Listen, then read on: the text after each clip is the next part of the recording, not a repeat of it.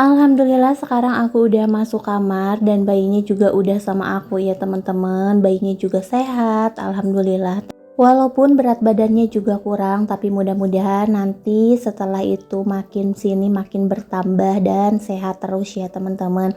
Dan ini aku ditemenin sama adik aku, terus ada abang Rafan juga karena hari ini suami pulang dulu ke rumah buat nguburin ari-arinya ya teman-teman. Nah ini bayi aku udah ditidurin, tapi ini belum bersih ya, belum dimandiin bener-bener. Aku juga ini udah dikasih MBG, jadi aku mau makan dulu. Nah ini untuk yang kedua kalinya. Terus bayi aku juga dibawa buat dimandiin. Nah dan sekarang udah kembali, ini udah bersih, udah wangi, udah dimandiin sama susternya ya teman-teman. Dan alhamdulillah juga nggak rewel, mungkin karena emang baru keluar kali ya teman-teman, nggak tahu nih nanti lama-lama bakalan rewel atau enggak. Mudah-mudahan sih nggak rewel terus ya, karena aku juga di rumah kan gak ada yang bantuin, jadi bener-bener sendiri gitu. Dan suami juga kan harus kerja. Nah teman-teman, tiba-tiba malam-malam tuh ada suara yang kayak banjir gitu. Terus pas aku buka emang bener ya, ini air tuh udah masuk ke kamar. Untungnya suami juga lagi nggak tidur-tiduran ya teman-teman. Nah ini udah sampai apa ya tuh, pokoknya ini udah masuk nih kayak gini airnya. Dan ternyata ini tuh bukan dari air hujan, karena di luar tuh emang lagi nggak hujan ya teman-teman, makanya aneh bisa banjir kayak gini. Dan ternyata itu tuh dari talang atas, nggak tahu ya dari apa, nggak ngerti.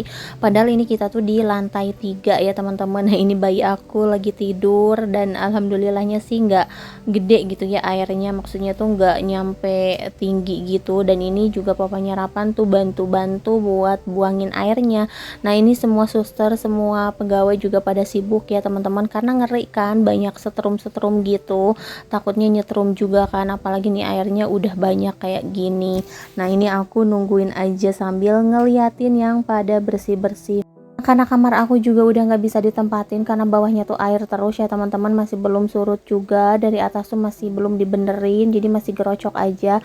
Akhirnya aku pindah kamar ya teman-teman. Ini kamarnya sendiri, jadi aku di kelas 1 ya, karena kan aku tadi tidurnya di kelas 3 ya teman-teman. Nah ini aku dipindahin dulu karena emang tidak memungkinkan untuk tidur di ruangan aku tadi. Nah ini bayinya lagi tidur, tapi mungkin AC-nya ini kekencengan kali ya karena bayinya tuh rewel terus. Tadi aku nanyain remote-nya tuh nggak ada gitu, nggak tahu kemana kali ya itu susternya, ini nggak bisa dikecilin si AC-nya.